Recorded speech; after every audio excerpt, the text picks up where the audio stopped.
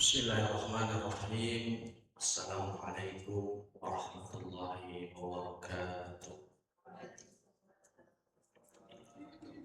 Alhamdulillahi rabbil alamin wal 'aqibatu lil muttaqin wa la 'udwana illa 'alal zalimin.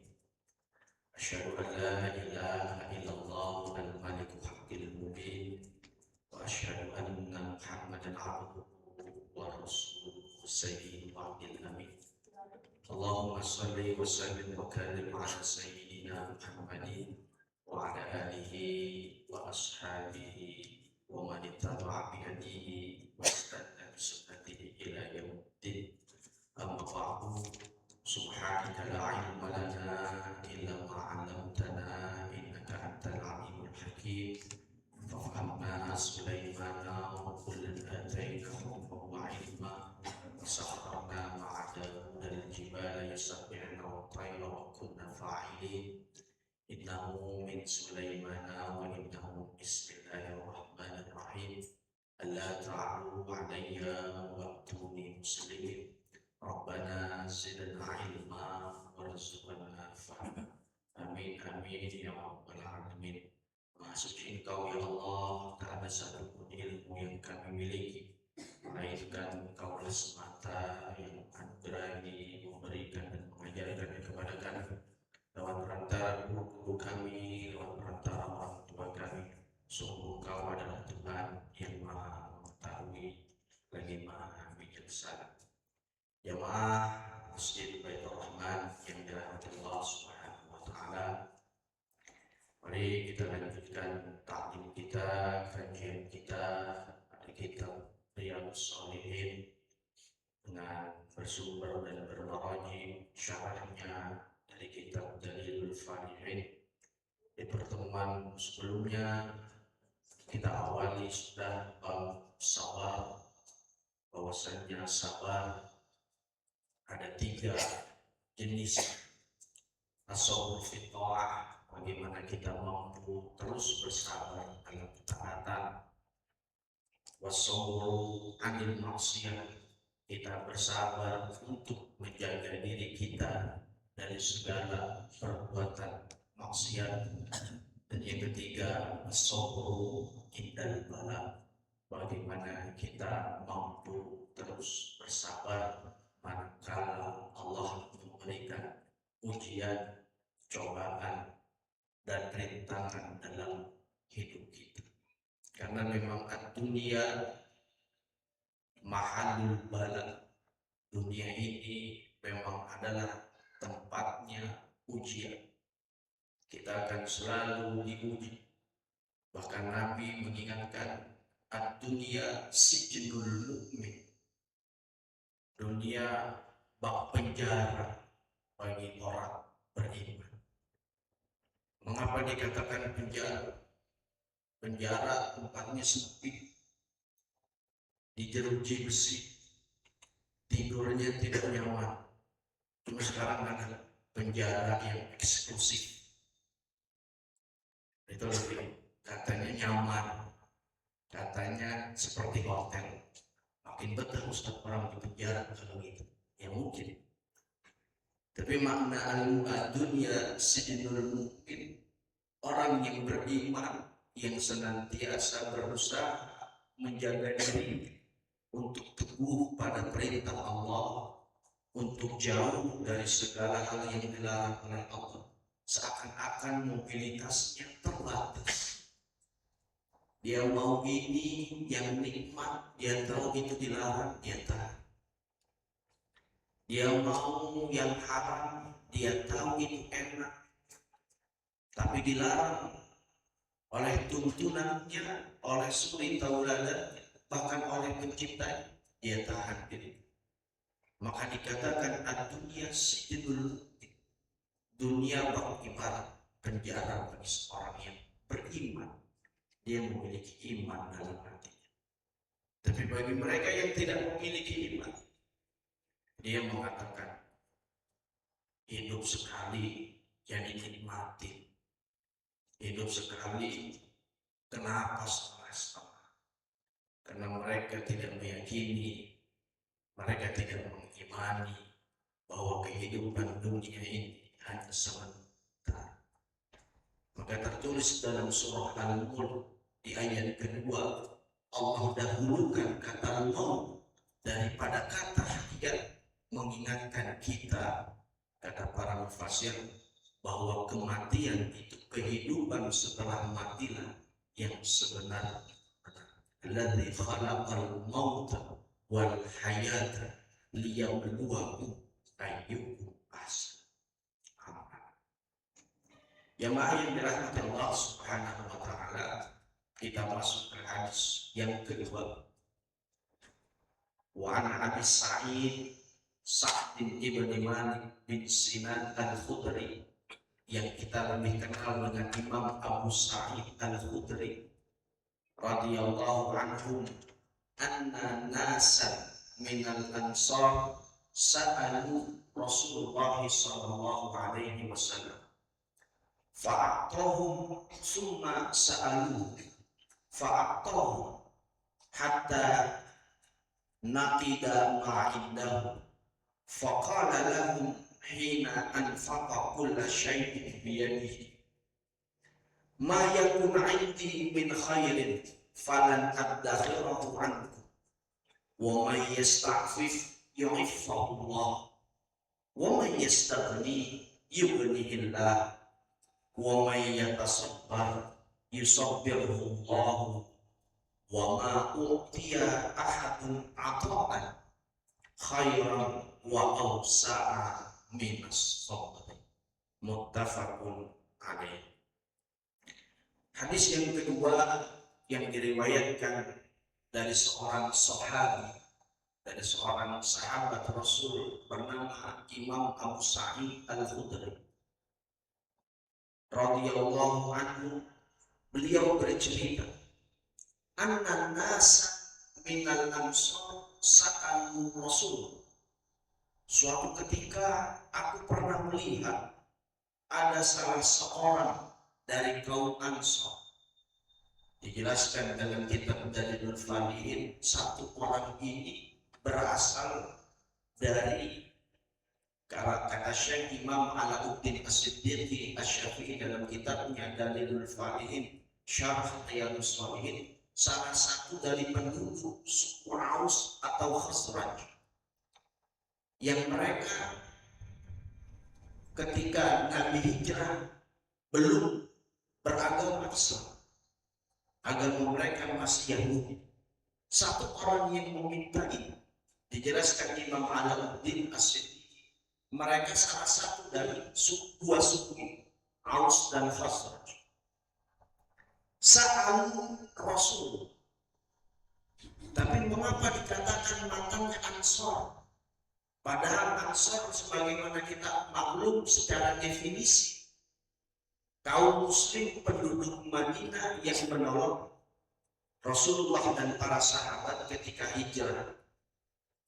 Para ahli muhaddisin, di antaranya beliau Imam Alauddin As-Siddiqi Asy-Syafi'i mengatakan, Ansar pun bermakna bagi mereka ketika itu yang non muslim, tapi juga membantu dan melindungi Nabi beserta para sahabat yang datang ke Madinah. Mereka juga disebut Ansar menurut Imam Alauddin As-Siddiqi Asy-Syafi'i dalam kitabnya Dalilul Falihin. An-nas minal ansar. Nas, manusia, satu orang manusia, dari kata nasya yans. Imam Al-Baydawi dalam tafsirnya, tafsir Al-Baydawi, mengatakan makna nasu, jamaknya unasu, bisa bermakna anis, seorang sahabat, seorang teman, seorang rekan. Juga bisa bermakna nasya, semua hal yang gampang dilupa. Jadi kalau kita jadi manusia gampang lupanya, itu wajar. Emang makna dari kata berasal dari kata nasi, maglubun bin bin nisyan, kata Imam Bainawi dalam kitabnya Tafsir Al-Bainawi. Sedangkan makna manusia yang lain disebut anisun. Wah, saya mendukung anis, bukan. Anis itu kata dalam bahasa Arab. Kalau ada orang namanya anis, berarti dia diharapkan dari orang tuanya memiliki banyak teman. Saya bukan lagi kampanye satu sosok, bukan. Jangan disalah paham. Jadi makna anisun berasal dari kata nasu, yang umumnya manusia senang bertemu. Senang bertemu. Kalau ada manusia yang menarik diri dari masyarakat dengan dalih, wah saya introvert Ustaz, kan bahasa kerennya gitu kan. Ada introvert, extrovert, ambivert, itu bahasa psikolog. Hanya orang yang gak senang sama keramaian dia disebut introvert. Maka orang yang gak senang keramaian berdalih saya introvert, mohon maaf. Jadi gak nyaman dengan keramaian. Melihat pasar yang ramai itu tremor, takut, khawatir, tegang. Menurut ilmu psikolog ada yang seperti itu. Ada yang ekstrovert, sehari di rumahnya gak betah. Ibu-ibu itu biasanya pengennya jalan, belanja, bersosialisasi, senang ketemu orang.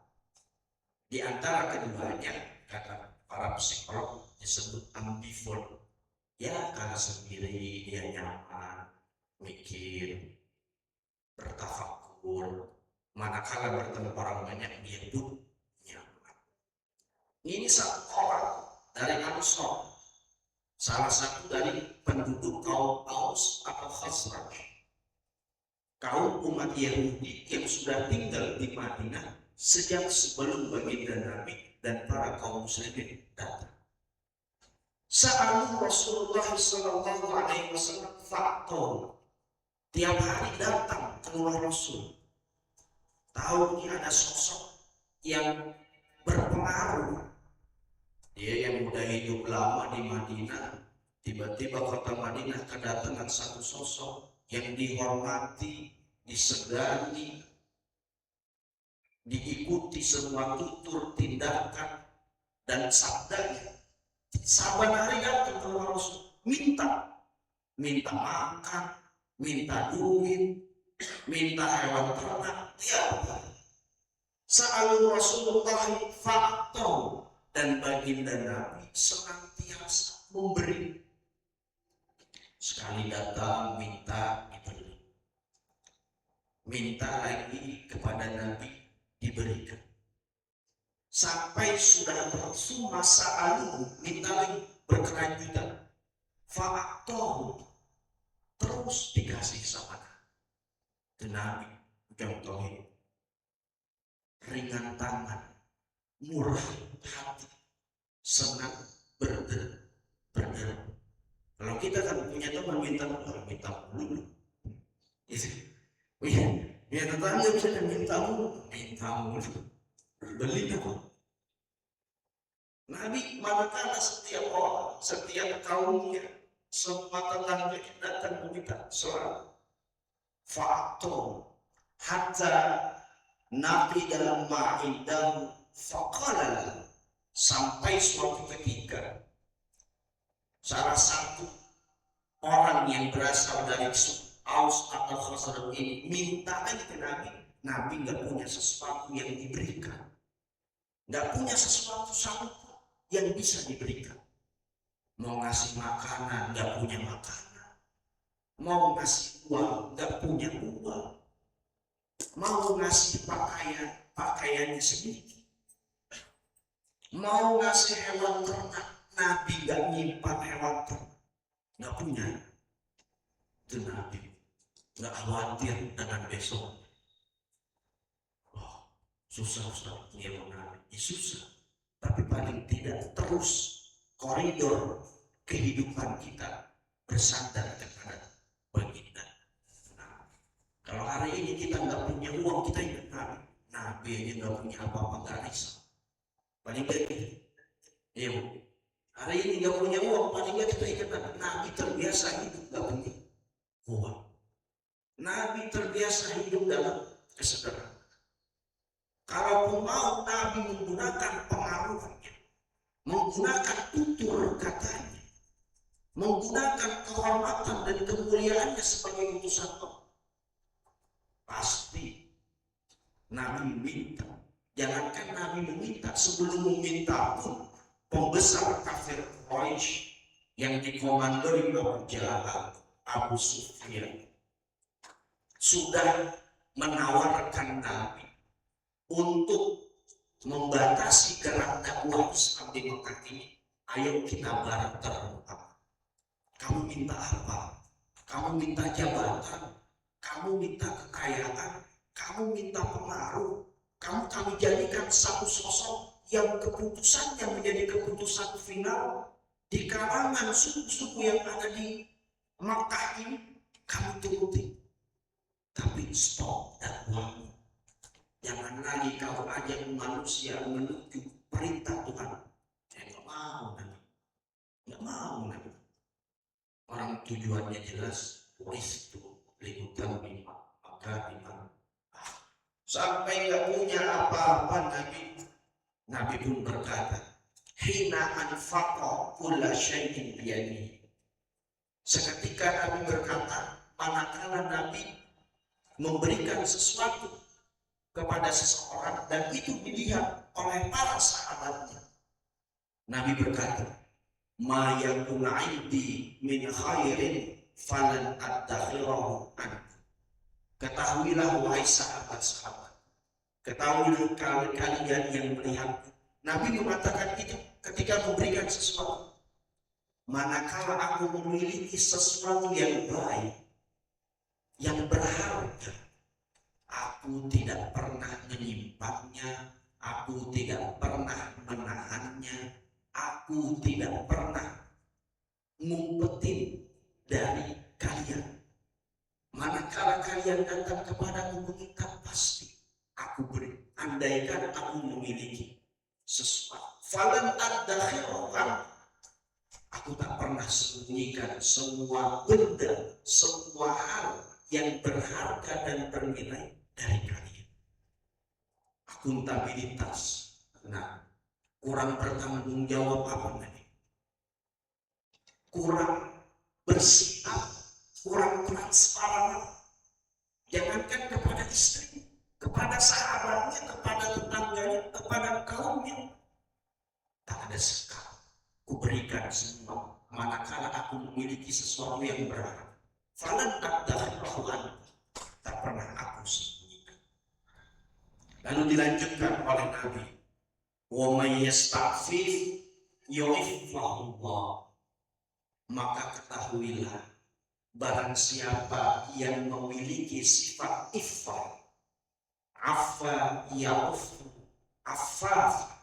Sifat iffah itu menahan diri untuk meminta. Menahan diri untuk meminta kepada sesama manusia, itu disebut sifat iffah.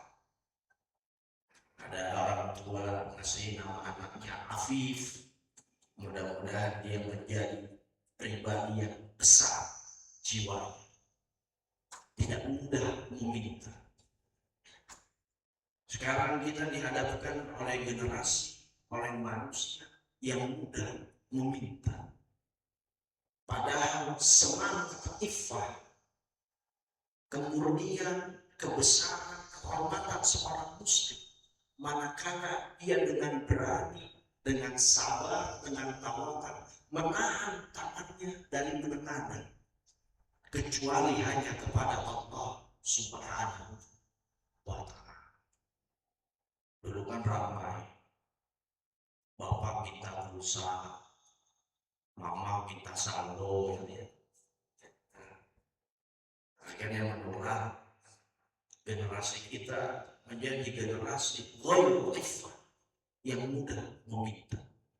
Setelah Nabi mudah memberi, Nabi didik para sahabat, Nabi didik umatnya. Beliau mengatakan, wa may yasta'fif yu'iffahu. Barang siapa yang membiasakan sifat iffah dalam dirinya, yu'iffahu, Allah akan angkat derajatnya dengan sifat ifah, cukup dengan apa yang dia punya. Dipertegas dengan matan berikutnya, wa may yastaghni yughnihillah. Maka barang siapa yang merasa kaya, yastaghni yughnihillah, dia merasa dirinya kaya. Artinya kaya, kebutuhannya nggak banyak. Makna fakir itu bukan miskin, bukan nggak punya apa-apa, tapi banyak kebutuhannya. Maka disebut fakir. Manakala kebutuhannya banyak, untuk memenuhi yang basic, yang mendasar, sandang, pangan, dan papan, dia tak bisa, maka perlu dibantu dengan zakat, dengan infak, dengan sholat. Kita khawatir manakala umat ini tidak lagi memiliki sifat ifah, merasa cukup dengan apa yang dia punya, tidak mengharap, tidak meminta bantuan dan pemberian dari orang lain. Khawatir jangan-jangan nanti umat Islam semua masuk kepada kategori 8 asnafus zakat. Semua merasa fakir, semua merasa miskin, nggak ada lagi yang mau memberi. Kemiskinan yang struktural. Khawatir. Padahal Nabi mengatakan kadal faqru ayyakuna kufra. Sampai-sampai sifat fakir, sifat manusia merasa kebutuhannya itu banyak, mendekatkan dia kepada kekufuran, kurang menghargai nikmat Allah. Selanjutnya Nabi mengatakan, wa may yatasabbar yusabbirullah. Tasabbar yatasabbar. Dalam bahasa Arab itu ada kata kerja, ada fikir yang jikalau kata kerja asalnya bertambah 1 huruf, bertambah 2 huruf, bertambah 3 huruf, maknanya berbeda, maknanya berubah. Itu indahnya bahasa Arab. Jadi saya kalau ngaji gini, terus saban hari di rumah lagi ngomong, saya bersyukur. Dulu pernah nyantri dan semangat ngaji saya masih ada. Kadang-kadang ada orang yang pernah nyantri tapi begitu berbaur di masyarakat hilang. Padahal ilmunya mungkin dibutuhkan, ditunggu, malu-malu. Saya bersyukur semangat mengaji saya, semangat membaca saya, masih mau buka kamus, masih mau buka kitab, masih saya telusuri ini maknanya. Saya bersyukur di situ. Mengapa Islam ini identik dengan bahasa Arab? Ternyata bahasa Arab itu kaya, bahasa Arab itu indah. Bapak Ibu kalau belajar bahasa Arab, belajar sama beliau. Beliau belum bahasa Arab, tanya begitu.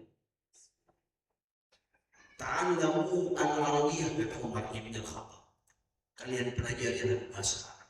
Fa innahu lughatan dinikum. Karena sesungguhnya bahasa Arab itu adalah bahasa agama. Kata yatasabbar menjadi memaksa dirinya untuk sabar. Sebenarnya nggak sabar. Yatasabbar, tasabbar dari kata sabar bertambah ziyadatul huruf-hurufan. Maknanya berubah, disabar-sabari. Padahal nggak sabar. Ada orang susah, hidup pas-pasan. Sebenarnya dia nggak sabar, tapi disabar-sabari. Terus mencari yang halal, tidak meminta-minta, mencari yang benar-benar bersih. Dia jaga dirinya dan keluarganya, terus yakin kepada Allah. Itu maknanya yang tasabbar, dipaksa. Sabar itu memang harus dipaksa.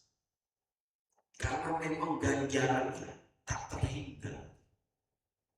Titik kulminasinya dari makna ganjaran sabar tidak terhingga. Ya sudah. Wa may yatasabbar yusabbirullah. Maka barang siapa yang mensabar-sabarkan dirinya. Yusabbir, maka Allah tanamkan sifat sabar tersebut, rasa sabar tersebut dalam diri. Sebagai penutup dari hadis ini, Nabi lengkapi, wa ma utiya ahadun ata'an khairan wa awsa minas sabr. Tidaklah ada satu orang pun manusia yang Allah berikan sebuah pemberian, yang pemberian itu sangat baik, bahkan lebih baik dan lebih luas kebaikannya, lebih luas kadar pahalanya daripada Allah berikan sifat sabar ada dalam dirinya. Maka kalau ada orang dikasih harta, orang dikasih jabatan, orang dikasih ilmu, itu masih kalah dengan orang yang di dalam hatinya, dalam dirinya Allah tanamkan sikap sabar. Bukan kata saya, kata baginda Nabi Muhammad Sallallahu Alaihi Wasallam. Dari hadis ini Nabi mengajarkan kepada kita pertama, memberi. Al-yadul ulia khairun minal yadi sufla. Semangat memberi. Tapi kadang ada orang yang dikasih terus besar kepala, ngelunjak gitu kan, kalau kata bahasa orang banyak, kita didik dia. Wa may yasta'fif yu'iffahu. Nah, jangan mudah-mudah meminta. Saudara, jangan mudah-mudah meminta. Tahan diri kita, ridho dengan apa yang Allah berikan kepada kita. Yakini bahwa diri kita mampu menjalani hidup dengan cara yang bersih, dengan hasil nafkah yang halal, dengan semua harta yang kita miliki tidak tercampur dengan yang khabith, dengan yang najis dan keji. Pasti Allah akan berikan kemudahan dan kemenangan serta keselamatan pada diri kita di dunia dan akhirat. Semangat memberi ini harus dibarengi dengan sifat qanaah. Masalah umat saat ini tidak qanaah, tidak menerima dengan apa yang sudah Allah berikan. Wa anta wa za qalbin qanuin in kunta fi qalbin qanuin.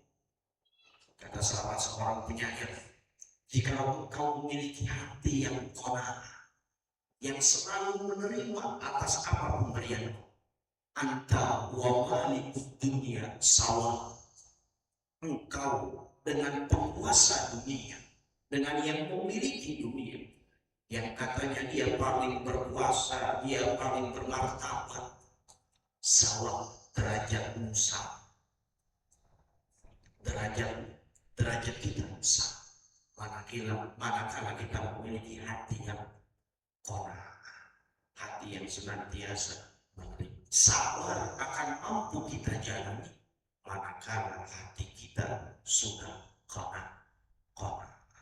Kalau belum bisa qanaah, disabar-sabari gitu. Ya tasobar, paksa. Kesabaran itu ada dalam diri kita. Nabiullah Nuh, Nabiullah Ismail, Nabiullah Ibrahim, Nabiullah Ayyub, Nabiullah Muhammad, Allah katakan sebagai nabi yang memiliki gelar ulul azmi. Di sebagian riwayat ada 5, di sebagian riwayat ada 7. Yang 5 itu tambahannya Musa dan Isa. Di sebagian riwayat yang mengatakan Ayub, Nabiullah Ayub yang Allah uji dengan penyakit korengan, jarbana. Saban hari ini penyakit kusta yang sudah menjalar ke seluruh tubuh. Istrinya sampai geli, nggak mau ngurus, nggak kuat istrinya Nabiullah Ayub. Dia pergi, ditinggalin aja. Nabiullah Ayub gitu, dia sabar, mau sholat, mungkin ya dalam benak kita menjijikan. bahkan bagian tubuhnya itu sampai dimakan oleh belatung gitu. Mau sholat saking takutnya itu Nabiullah Ayub itu belatung. Ketika beliau sujud, beliau rukuk, beliau duduk, terhimpit lalu mati. Mau sholat ditaruh, dilepasin belatung itu dari tubuhnya.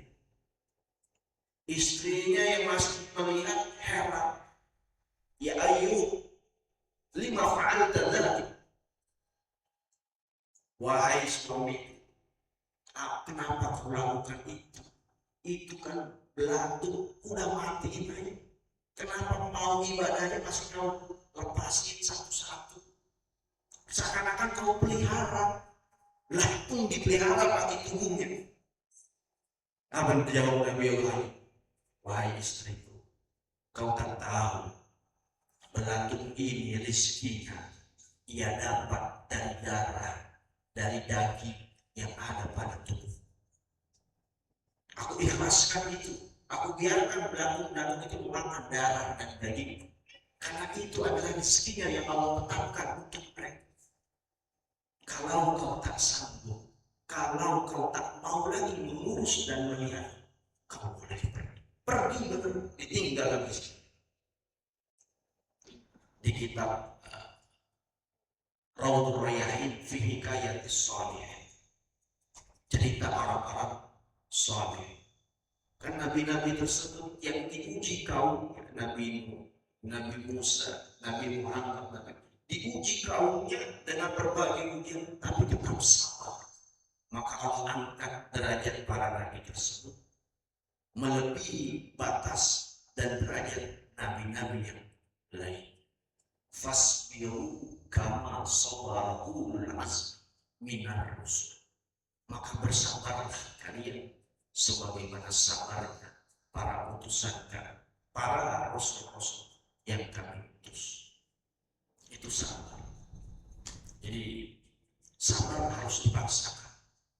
Sabar tidak datang begitu saja. Sabar tidak ada batas. Kalau katanya sabar kesabaran orang ada batas, ya berarti mungkin kita belum cukup sabar. Lagi-lagi sabar dalam ketaatan itu ujian. Sabar menghadapi diri, menahan diri dari perbuatan maksiat, itu juga sabar. Kadang banyak orang yang tidak sabar dalam ketaatan, akhirnya minggir jalan. Tadinya udah lurus, akhirnya minggir. Sabar terhadap musibah. Melihat orang dapat musibah kita bilang sabar. Orang yang kena musibah dalam hatinya enak untuk bilang sabar. Coba rasain. Bisa kita manakala kita mendapatkan musibah, kita latih diri kita untuk sabar. As-sabru kas-sabiri murrun fi mazaqatihi, kata Imam Syafi'i. Lakinna awaqibahu ahla minal asad. Sikap sabar itu seperti pohon sobir yang getahnya pahit. Di Paromannya mungkin nggak ada pohon sobir, adanya ya ada di Jazirah. Tapi kata Imam Syafi'i, lakinna awaqibahu ahla minal asad. Tapi dampak dari sikap sabar ini rasanya lebih manis daripada madu. Maka belajar hadis bab sabar ini tantangan buat kita. Kita ngaji ini sabar. Beliau yang memimpin taklim ini sabar. Saya yang menyampaikan, kita sama-sama. Isbiru wasabiru warabitu. Belajar beribadah harus sabar. Begitupun kita ingatkan anak-anak kita, belajar yang sabar. Jangan pengen cepat bisa, pengen cepat lulus, pengen cepat naik level. Sabar. Disabar. Imam Ibnu Hajar al-Asqalani, pengarang kitab Bulughul Maram, pengarang kitab Ibadatul Ahkam, pengarang kitab Sumber, banyak karangan itu. baru mulai menulis, baru mulai memperdalam ilmu agama di usia senja, udah tua, udah sepuh. Dijelaskan dalam Ibanatul Ahkam, menukil menjelaskan biografi dari Imam Ibnu Hajar al-Asqalani. Usia beliau ketika memulai memperdalam ilmu agama, mengumpulkan banyak hadis, menulis kitab-kitab fikih, itu di usia 40 sampai 50 tahun. Berawal dari dia lihat sebongkah batu ditetesin terus sama mata air. Tiap hari dia datang, bongkahan batu yang tadinya sempurna lama-lama berubah. Dia berpikir, ini otak manusia. Jika terus disirami, ditetes oleh sesuatu yang bermanfaat, oleh sesuatu yang berguna, pasti akan membekas, pasti akan bertanda seperti batu yang tertetes terus sedikit demi sedikit dengan tetesan air, dia akan meninggalkan lubang. Maka beliau menamai nama pena beliau sebagai Ibnu Hajar al-Asqalani, berasal dari daerah Asqalani. Ibnu Hajar, anaknya batu. Beliau terinspirasi dari sebongkah batu yang terus terkena tetesan air, pasti akan meninggalkan kesan, akan meninggalkan tanda, meninggalkan makna. Itulah sabar. Kalau kita sabar dalam menjalani hidup ini, kita sabar dalam beribadah, sabar dalam bekerja, sabar dalam beribadah tolong ilmu, sabar dalam bermasyarakat dan bernegara, pasti akan ada dampak yang manis sebagai konsekuensi dari kita berpegang teguh pada sikap sabar. Muttafaqun alaih. Hadis ini diriwayatkan dari Imam Bukhari dan Muslim. Muttafaqun alaih.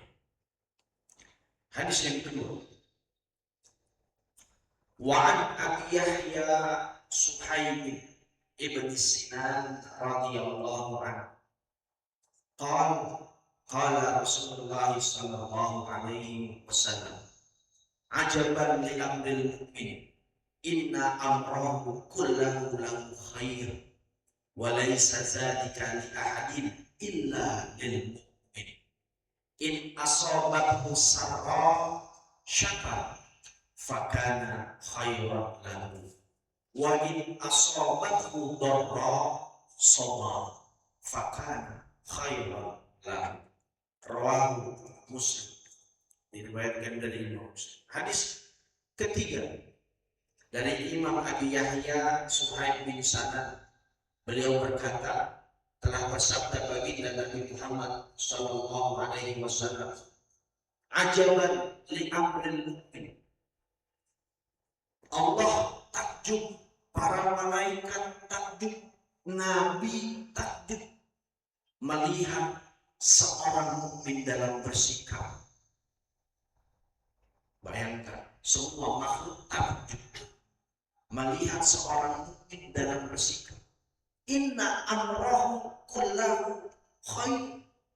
Semua perkara dunianya senantiasa tercatat dan dilihat sebagai kebaikan oleh Allah dan para malaikat. Disaksikan penduduk langit. Wa laisa dzalika li ahadin illa lil mu'min. Hal itu tidak dimiliki kecuali untuk orang-orang yang beriman.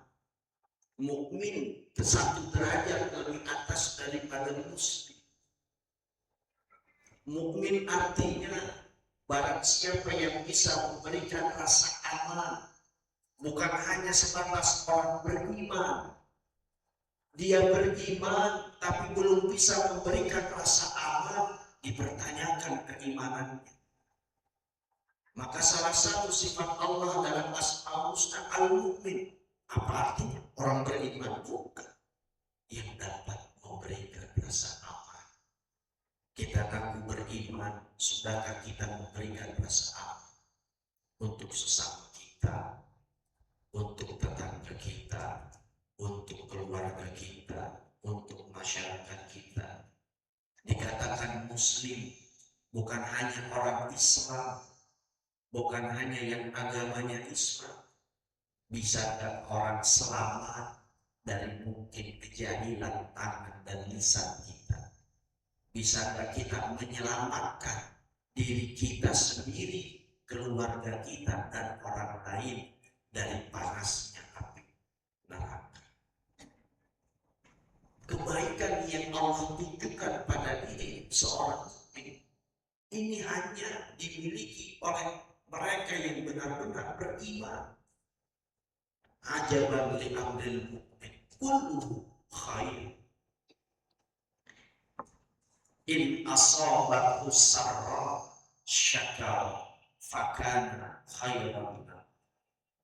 Kalau dia diberikan kesenangan, dia diberikan nikmat, dia diberikan kebahagiaan, syakar, dia bersyukur, fakana khairan lahu, itu baik untuk dikasih nikmat dia bersyukur, dikasih kebahagiaan dia bersyukur, baik sikap syukur itu. Wa in asabathu dharra sabar fakana khairan.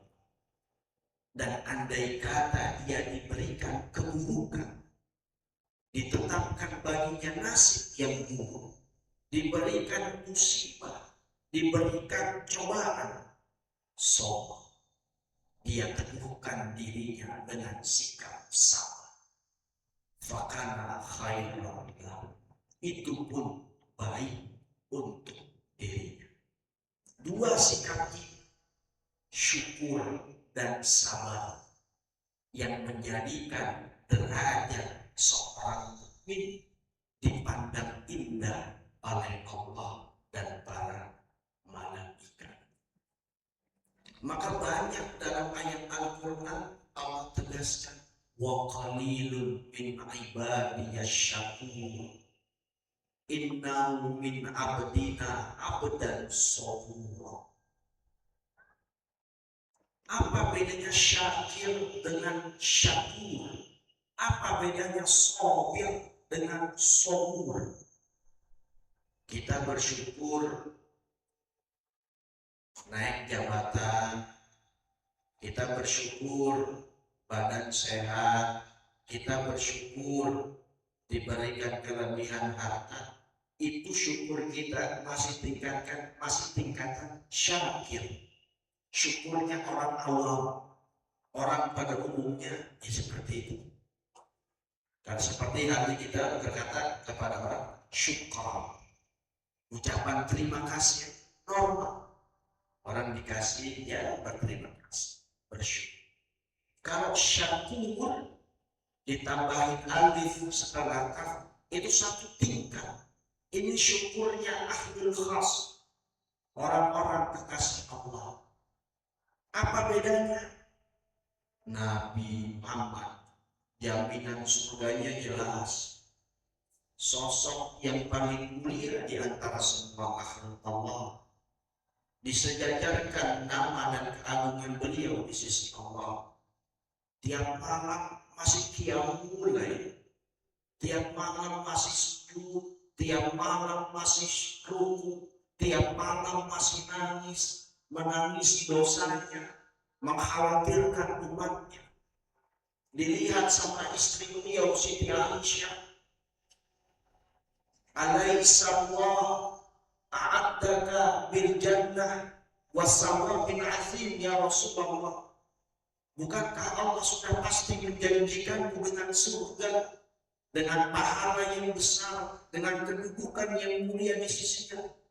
Tapi kok ibadahmu masih ngoyo.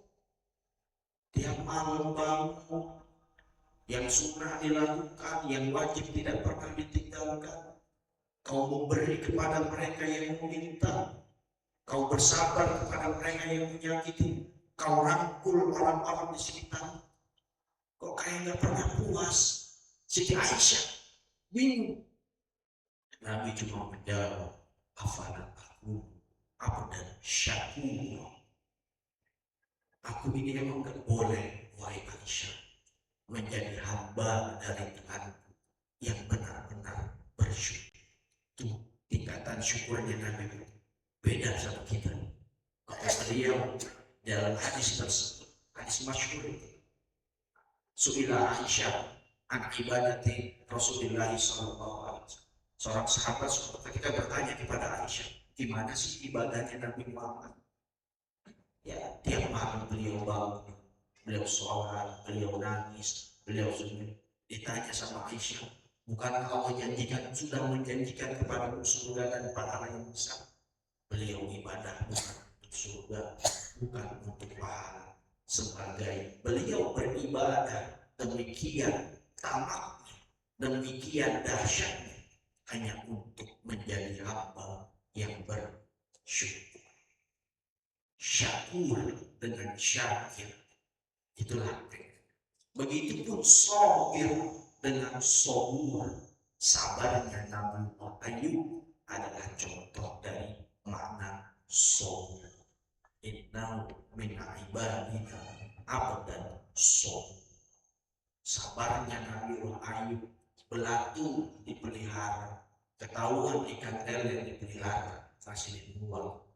Apa enggak? Tapi itu belatung yang lagi viral juga, namanya maggot. Maggot dipelihara, ketahuan menghasilkan uang yang banyak. Tapi Nabi Ayub mencontohkan rizkinya belatung ini dari darah dan daging. Maka aku biarkan dia jangan sampai terluka manakala aku menghadap Tuhan. Kita kayaknya berat ngikutin Nabi Muhammad dan Nabi Ayub. Maka syukur dan sabar ini saja, jika terus kita berpegang teguh sebagaimana yang diajarkan oleh baginda Nabi Muhammad SAW dalam dua hadis ini. Mudah-mudahan dapat menjaga diri kita, dapat meneguhkan iman kita, dapat menghadapi, dapat menjadi kunci bagi kita untuk menjalani hidup di 2026 dan seterusnya. Karena Allah mengibaratkan wa minan nas may ya'budullaha ala harfin.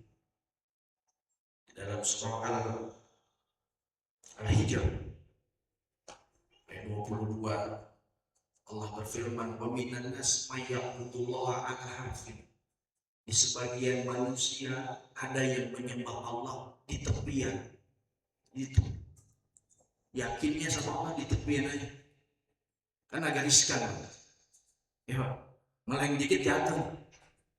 Wa minan nasi may ya'budullaha ala harfin in asbatu khair itma'an nabi. Kalau dikasih nikmat, dikasih kemudahan, oh dia tenang, bersyukur. Wah, ini Allah sayang sama saya. Wah, ini Allah bukti saya hambanya yang itma'an, merasa tenang. In asobat syarr yang qalaba ala wajhi. Kalau dikasih kesulitan, balik dia kepada tabiatnya, mengeluh, merasa susah, merasa Allah nggak sayang, akhirnya jatuh kepada kekufuran. Khasirat dunia wal akhirah, zalika huwa khusranul mubin. Orang yang seperti itu rugi dunia dan akhirat. Wa zalika huwa khusranul mubin. Dan itulah termasuk bukti ciri kerugian yang benar-benar nyata. Jangan sampai iman kita, peribadatan kita kepada Allah cuma di tepian. Khawatir jatuh, nyungsep, nggak ada yang nolongin. Ayo merapat ke barisan pertama, barisan depan, masuk lebih dalam. Maka Allah ingatkan kita, udkhulu fis-silmi kafah. Masuk Islamlah, beragamalah kalian secara kafah, secara sempurna. Saya presetin, saya ajak teman-teman saya, udkhulu fi paruh panjang kafah. Masuklah ke paruh panjang setelah kafah secara menyeluruh. Banyak yang minta, rame. Itu candaan saya. Jadi mari kita bersyukur, mari kita bersabar. Dua sifat itu kan yang mudah-mudahan nanti menolong kita untuk terus menjalani hidup ini, untuk terus beribadah kepada Allah Subhanahu wa Ta'ala. Sekarang itu mungkin bisa kita diskusi, ada yang ditanyakan, ada usulan, monggo.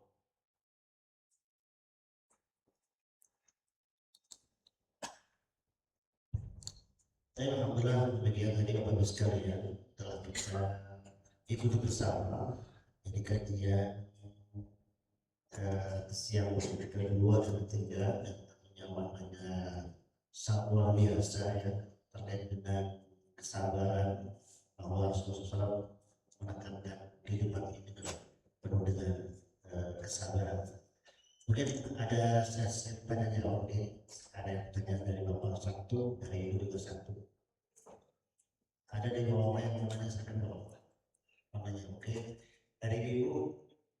Oke, saya baik.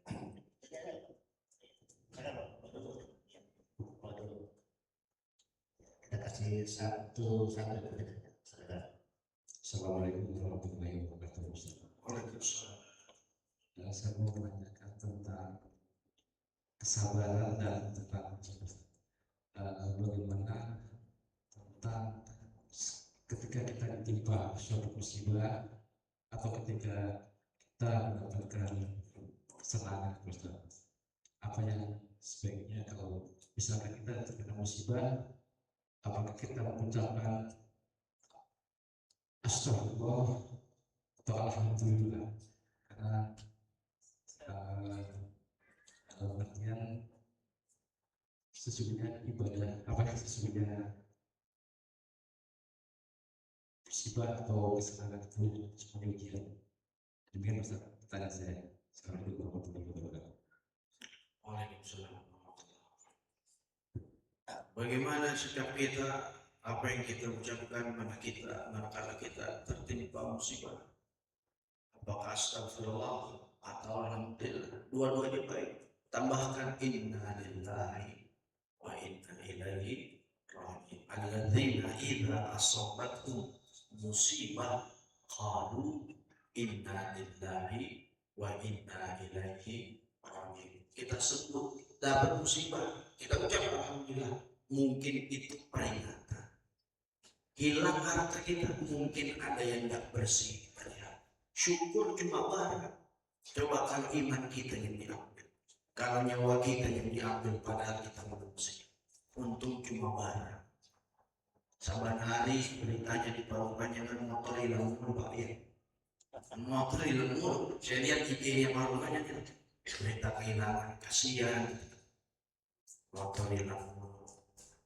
Jadi ajarin. Nah, ini kalau Bapak Ibu mau mengamalkan doa ini ya monggo silakan. Pernah saya praktekkan, dompet saya jatuh hilang, saya baca doa ini, Allahumma ya jami'an nas liyaumin la raiba fi ijma' baini wa baina dhalati fi khairin wa afiyatin. Dompet saya pernah jatuh hilang di sepanjang jalan yang sekarang toko elektronik. Sebelum pasar itu kiri jalan ke luar sini.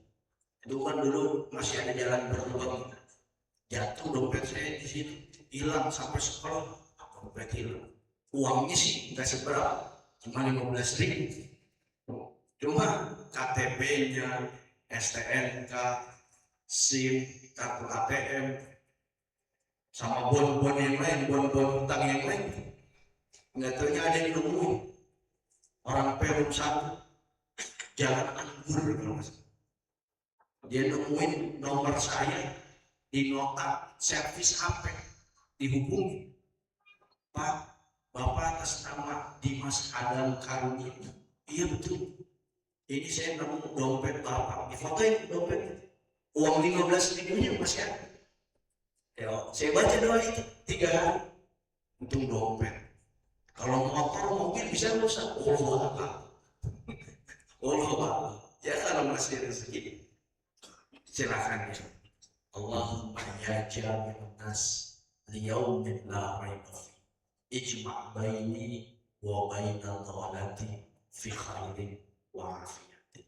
Kalau kita ditimpa musibah, ucapkan alhamdulillah. Mungkin ini teguran. Istighfar, astagfirullah. Mungkin kita terlalu sayang sama benda kita. Kita terlalu sayang sama harta kita. Sehingga gak mau disedekahkan, Allah paksa kita sedekah. Hilang. Ini ada yang rusak. Ini anak ada yang sakit. Terus berhusnuzon. Kita perkuat dengan kalimat istighfar.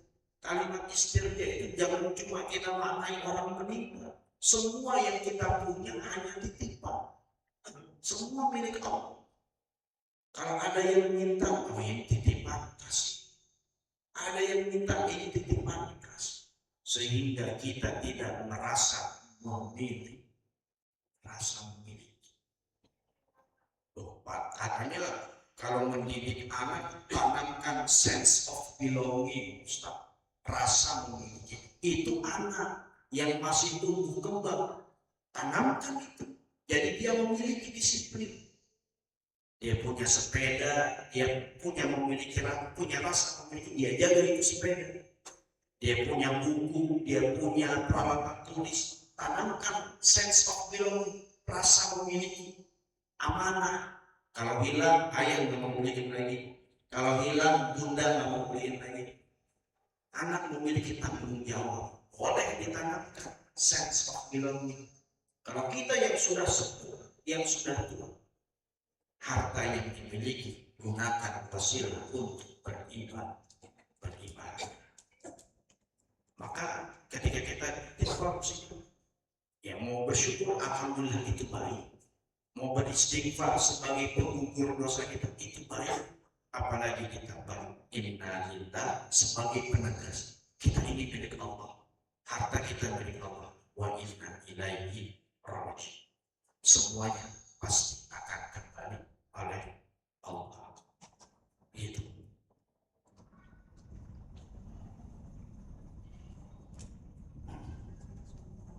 Baik, kita coba mudah-mudahan yang disampaikan menjadi ilmu juga bagi kita mengenai kesabaran ini. Juga ada yang ingin bertanya, saya ya. Sesuai dengan tema ya, Bu ya. Assalamualaikum warahmatullahi wabarakatuh. Waalaikumsalam. Saya Ibu Ismanita mau bertanya ya Pak. Kedua minggu yang lalu kita kan membahas tentang maaf. Kalau katanya kalau kita mau minta maaf itu antara kita sama manusia itu harus langsung orangnya.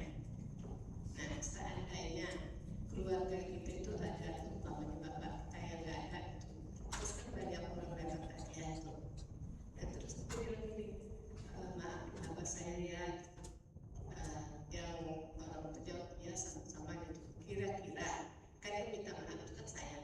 Kira-kira dosa bapak saya sama orang tersebut itu dimaafkan enggak?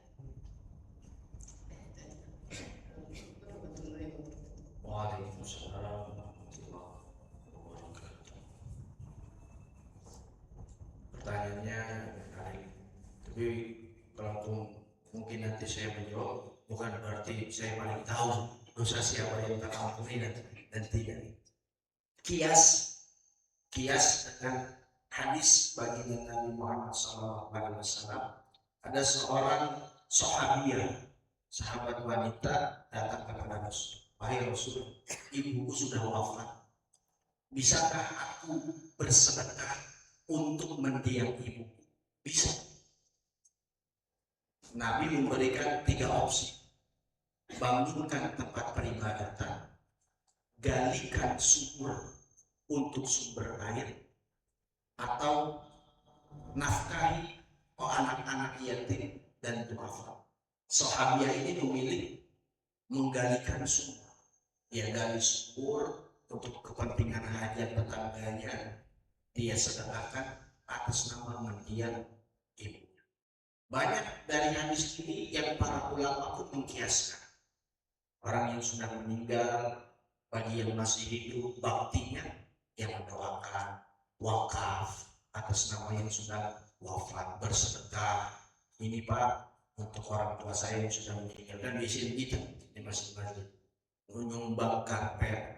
Sekarang perihal maaf, orang tua kita sudah wafat, mungkin punya salah sama tetangga, sama kerabat, sama anak cucu, belum sempat minta maaf. Kita datang dengan rendah hati, menjalin silaturahim, menyambung hubungan yang baik dengan orang yang mungkin seingatan kita, orang tua kita punya salah.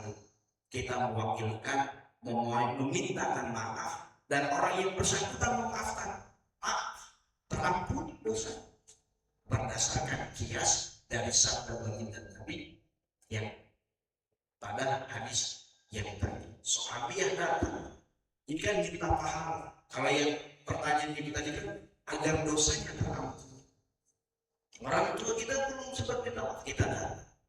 Dulu seingat saya bapak pernah marah ini, pernah punya kesalahan, maafin bapak saya Pak, maafin ibu saya. Diterima maaf dia, itu kita dapat pahala silaturahim, menyambung kekerabatan. Dosa kita, dosa orang tua kita tuh dihapus. Di kitab Turatun Nasihin bab fi bayanil maut. Mungkin perspektif saya, budaya di Indonesia masih identik orang wafat ada 3 hari, 7 hari, 15 hari, 100 hari, sampai haul tiap tahun gitu kan. Kalau anjuran ulama kan yang haul itu ya orang-orang soleh aja. Kadang kan kita enggak, kakek nenek kita pun kita peringati. Karena memang dijelaskan dalam kitab Turatun Nasihin fi bayanil maut, keterangan tentang kematian. Sampai sebelum anaf qabla nafkhis sur, sebelum sangkakala itu terhembus, dibunyikan malaikat Israfil, arwah orang-orang yang wafat itu masih sesekali berkunjung, melihat keluarganya yang masih hidup, melihat keluar anak cucunya. Kalau dia lihat harta peninggalannya digunakan untuk yang baik, dia hidup. Arwah itu gitu, senang. Dia lihat anak cucunya akur, istiqomah dalam ibadah, radiyallahu bihim. Entah bagaimana ulama pengarang kitab Turatun Nasihin bisa menjelaskan seperti itu. Apa beliau melihat khianat secara kasat mata sosok arwah-arwah yang kembali kepada keluarganya itu. Allah. Jadi mungkin itu stimulus masyarakat negara kita ketika ada keluarganya yang wafat, ya undang tetangga didoain. Seakan-akan kita berkata, Pak, ini banyak yang doain Bapak, Bu, ini banyak yang doain. Kan seakan-akan seperti itu.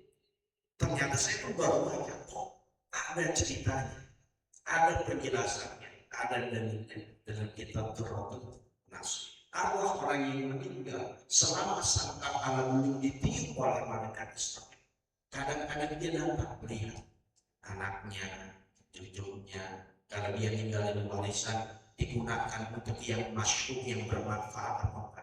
Kalau sebaliknya anak keturunannya ninggalin ibadah, ninggalin sholat, memutus silaturahim, nangis, sedih. Maka kemudian muncul lagi riwayat dalam kitab An-Nawazir, kisah-kisah yang langka. Mayat-mayat, arwah-arwah yang berkumpul itu setiap hari Kamis menjelang Jumat itu berkumpul. Para waliullah itu mengatakan seakan-akan berkumpul berbaris. Di tangannya al-qanadil, dia membawa seperti bejana, seperti basma, membawa basma, mengantri. Untuk apa? Kata pengarang kitab An-Nawazir itu, mereka menunggu kiriman doa, kiriman kebaikan dari orang-orang dari keluarganya yang masih hidup sampai hari Jumat. Maka doanya khatib yang bertugas khatib ketika dia khutbah Jumat, doa yang ditunggu-tunggu, Allahumma ighfir lil mu'minina wal mu'minat wal muslimina wal, itu diawali. Jangan doa-doa yang lain yang dahulukan doa terus, karena para arwah kaum muslimin menunggu, yang sedih, yang melihat keluarganya, dia nunggu doa dari orang-orang yang lain, doa orang-orang mukmin yang lain. Maka disunahkan, dianjurkan, tidak disunahkan, dianjurkan menurut para ulama di Indonesia, dahulukan doa Allahumma ighfir lil mu'minina wal mu'minat wal muslimina wal muslimin. Tentunya setelah bersolawat kepada baginda Nabi dalam urutan rukun khutbah sholat Jumat. Insya Allah diampuni, kita dapat pahala silaturahim, kita berterus silaturahim, meminta maaf dosa orang tua kita, mudah-mudahan diampuni. Itu.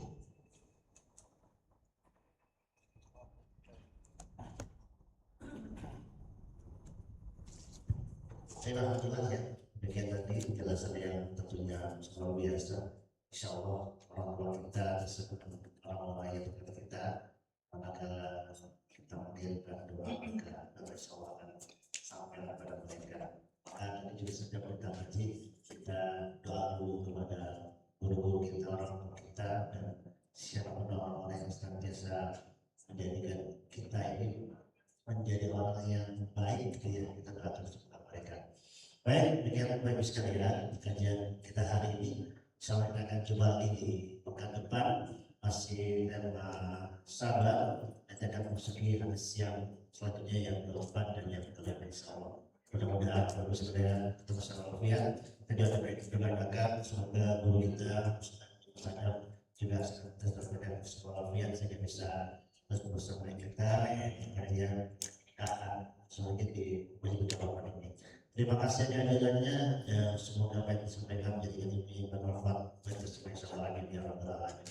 Kita akhirnya alhamdulillahirabbil alamin, subhanallah wa bihamdika, asyhadu an la ilaha illa anta, astaghfiruka wa atubu ilaik. Wassalamualaikum warahmatullahi wabarakatuh. Sallallahu alaihi Muhammad. Sallallahu alaihi wasallam. Sallallahu